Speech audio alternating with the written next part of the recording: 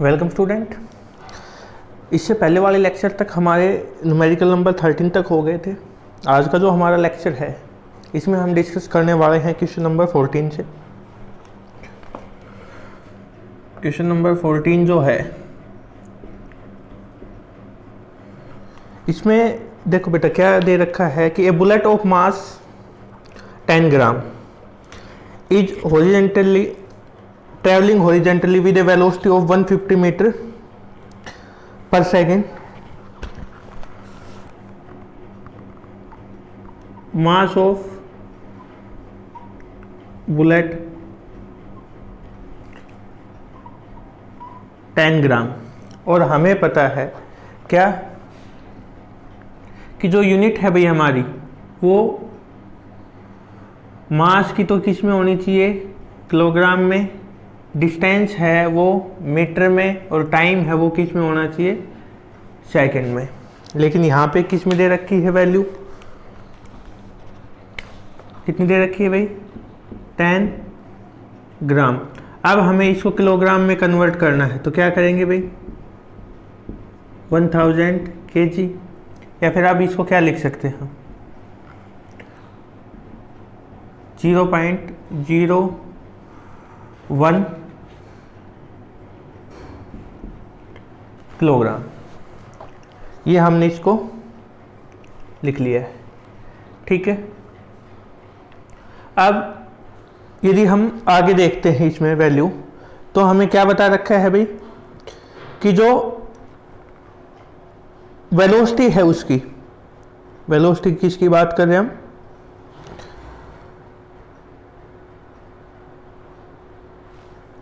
Bullet की, वो कितनी दे रखी है।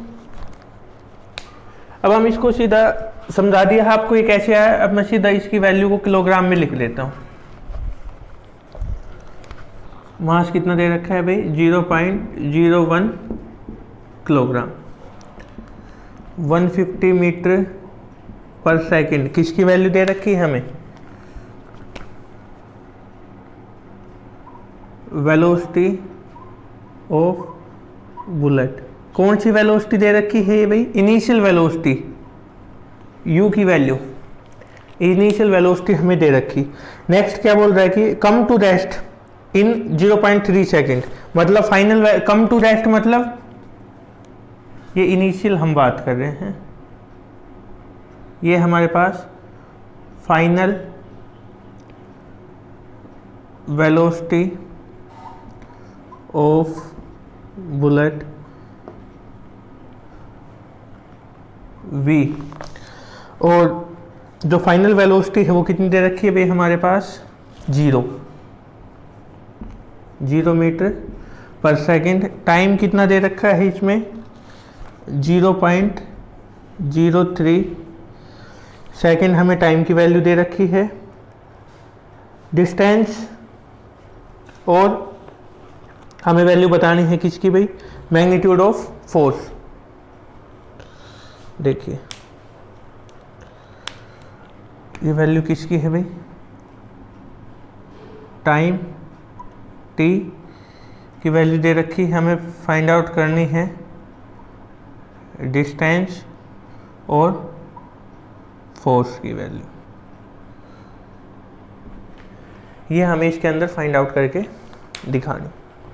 क्वेश्चन क्या है समझने की कोशिश करो। एक बुलेट हमने फायर की, इधर से एक लकड़ी का बॉक्स रखा हुआ है, वो इसमें आके लगी बुलेट, ठीक है, इसमें आके लगी है। कितने, शुरू में यहाँ से जब आ रही थी उसकी वेलोसिटी थी भाई 150 मीटर पर सेकंड। इसमें आने के बाद उसने डिस्टेंस ट्रेवल की है, सॉरी टाइम लगाया है 0.03 सेकंड, किसमें, रुकने में। जब उसकी वेलोसिटी कितनी होगी, 0, वहाँ तक आने में उसको ये टाइम लगा जो टाइम दे रखा है, ठीक है। इसके अंदर गई, इसकी सीधी सी बात, लकड़ी के अंदर जाएगी भाई, थोड़ी देर तो अंदर तक जाएगी, बाद में क्या हो जाएगा, वो रेस्ट पे आ जाएगी, ठीक है।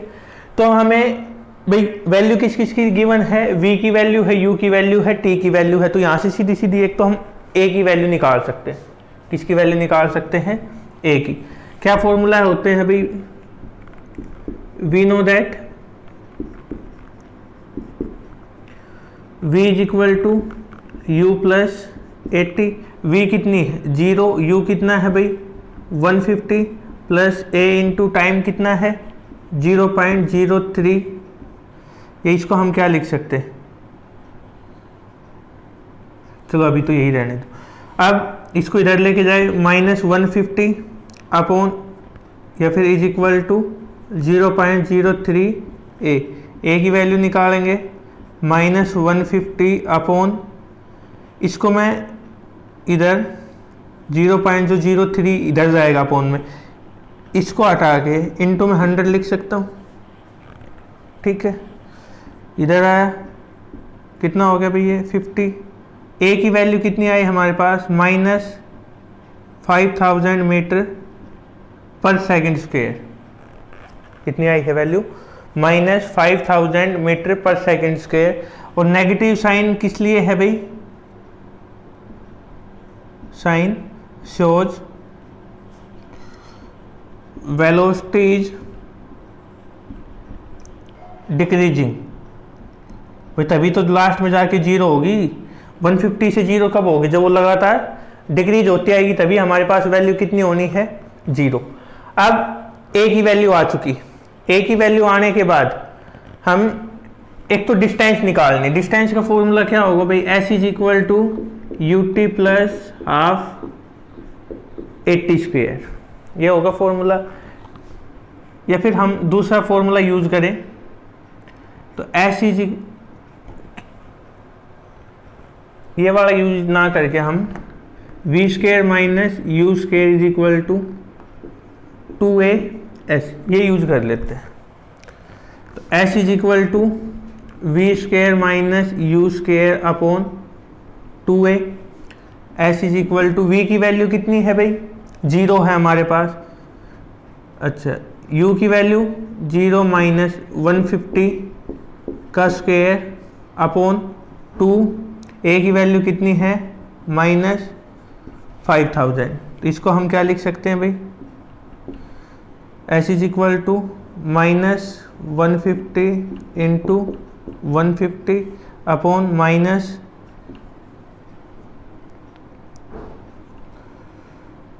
ये लिख सकते हैं, माइनस से माइनस कैंसिल हो गया, ये कैंसिल हो गया, कितना आएगा 225,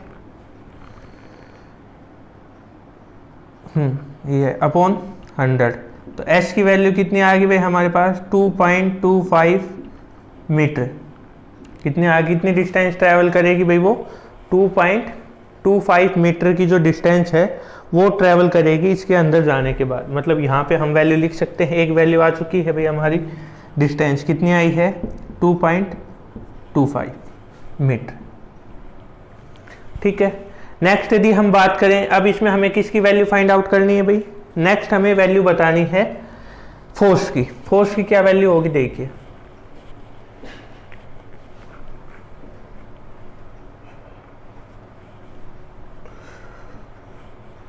F is equal to M A, M की वैल्यू कितनी है 0.01 इंटू -5000, एफ की वैल्यू यदि हम लेके चले इतने न्यूटन के इक्वल होगी। अब इसको सोल्व करें तो 1/100 इंटू माइनस, ये दोनों कैंसिल, एफ की वैल्यू कितनी आ गई भाई -50 न्यूटन, ये वैल्यू आ गई हमारे पास 50 न्यूटन। तो ये था आपका क्वेश्चन 14, ठीक है, आ गया होगा शायद समझ में, ज़्यादा इसमें कुछ है नहीं। नेक्स्ट देखिए,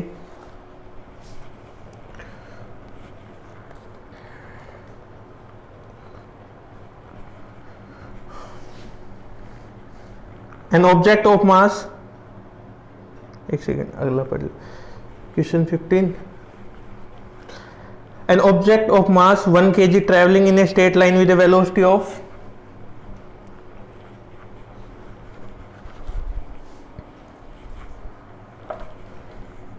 क्वेश्चन नंबर 15, क्या कह रहा है इसमें देखिए अभी, an object of mass 1 kg traveling in a straight line with a velocity of 10 meter per second collide with and stick to a stationary wooden block of 5 kg. Then they both are moving in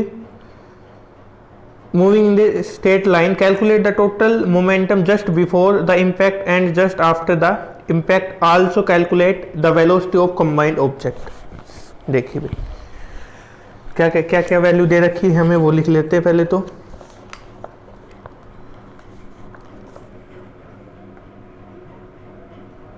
mass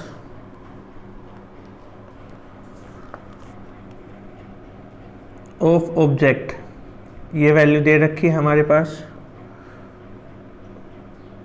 velocity of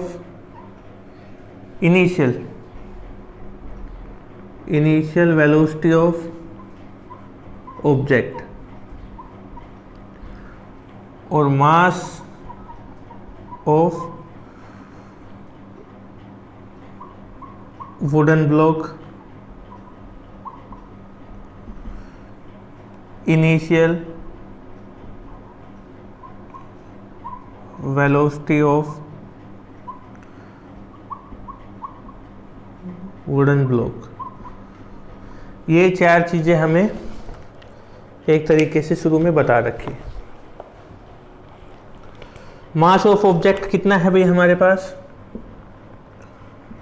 1 kg, kilogram में है, कोई दिक्कत नहीं है। Velocity of object 150 metre, एक second 10 metre है भाई, अगले पिछले का लिख दिया, 10 मीटर पर second. Mass of stationary wooden block, stationary का मतलब क्या है भाई, वो एक जगह पे रखा हुआ है जिसकी मास कितना है 5 kg। स्टेशनरी है तो इनिशियल वेलोसिटी कितनी होगी, 0। ठीक है, इसको हम एक तरीके से क्या मान लेते हैं भाई, m1। ये क्या है, u1। ये क्या है, m2। ये क्या है, u2। इसकी वैल्यू 5 और स्टेशनरी वुडन ब्लॉक है तो इसकी वैल्यू 0 मीटर पर सेकेंड। ठीक है, अब हमें किसके ऊपर बेस है न्यूमेरिकल, पहले यदि मैं ये डिस्कस करूं तो ये है conservation law of linear momentum जो हमने पढ़ा है, उसके ऊपर बेस न्यूमेरिकल हमारा। इसमें करना क्या है, हमें करना कुछ भी नहीं है भाई, conservation law of linear momentum apply करनी है। क्या क्वेश्चन, एक ऑब्जेक्ट था, ये चलता हुआ इस साइड आ रहा था, ठीक है, रास्ते में दूसरा रखा हुआ था, इसकी वेलोसिटी क्या है u1, इसकी क्या है u2, क्योंकि ये किसके इक्वल है भाई, 0 पे, ये रेस्ट पे रखा हुआ था। ठीक है, जैसे ये आया फिर क्या हुआ, हमने देखा कि दोनों है ना एक वेलोसिटी के साथ मूव कर रहे हैं, और वो वेलोसिटी किसके इक्वल मान ली भाई हमने, v के इक्वल।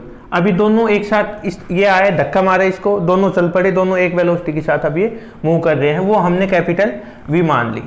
इनिशियली ये रेस्ट पे है। अब यदि हम अप्लाई करें, क्या अप्लाई करें भाई, according two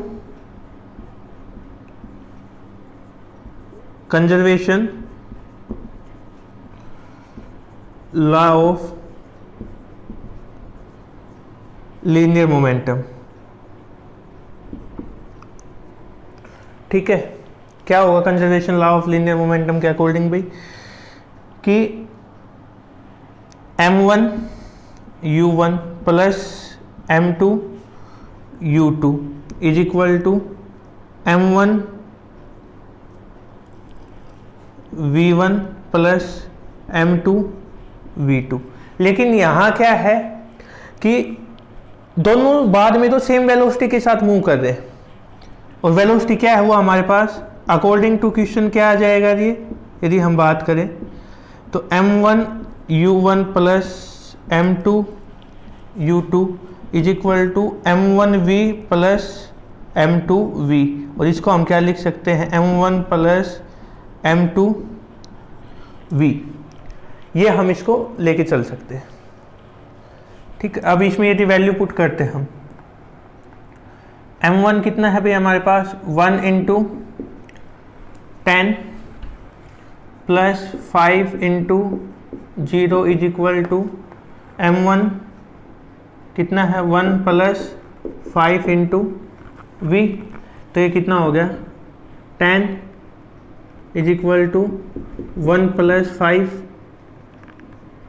into V, V की वैल्यू निकालेंगे तो 10/6 मीटर पर सेकंड। ये तो वो वेलोसिटी है जिसके साथ वो दोनों है बाद में ट्रैवल करेंगे, हमने वो वेलोसिटी फाइंड आउट की, ठीक है। ये इसको हम 5/3 भी लिख सकते हैं या 10/6 भी सही। अब हमें फाइंड आउट क्या करना है, total linear momentum after before collision तो आ गया हमारे पास, बिफोर कोलिजन निकालेंगे तो ये वैल्यू आ चुकी है कितनी 10, और बिफोर यदि बराबर है तो आफ्टर भी क्या होगा हमारे पास बराबर, क्योंकि conservation law of linear momentum क्या कहती है, यही तो कहती है कि बिफोर और आफ्टर जो हमारा लीनियर मोमेंटम है वो क्या होगा बराबर होगा। After collision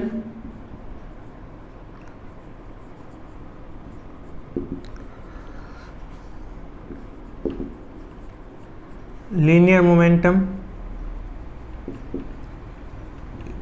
is equal to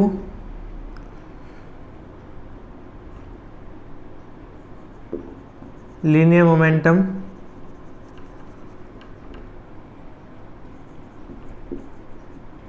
before collision।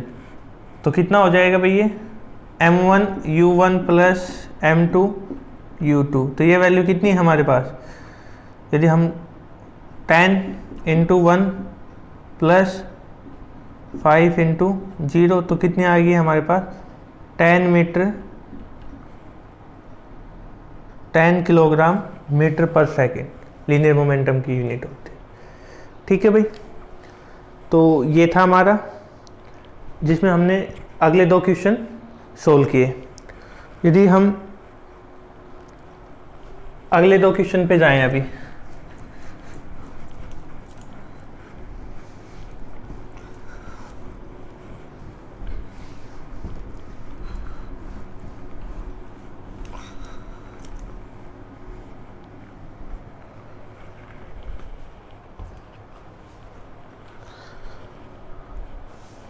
चलो ठीक है, नेक्स्ट जो क्वेश्चन हम वो अगले जो 2 क्वेश्चन होंगे वो हम नेक्स्ट लेक्चर में डिस्कस करते हैं। Till then thank you.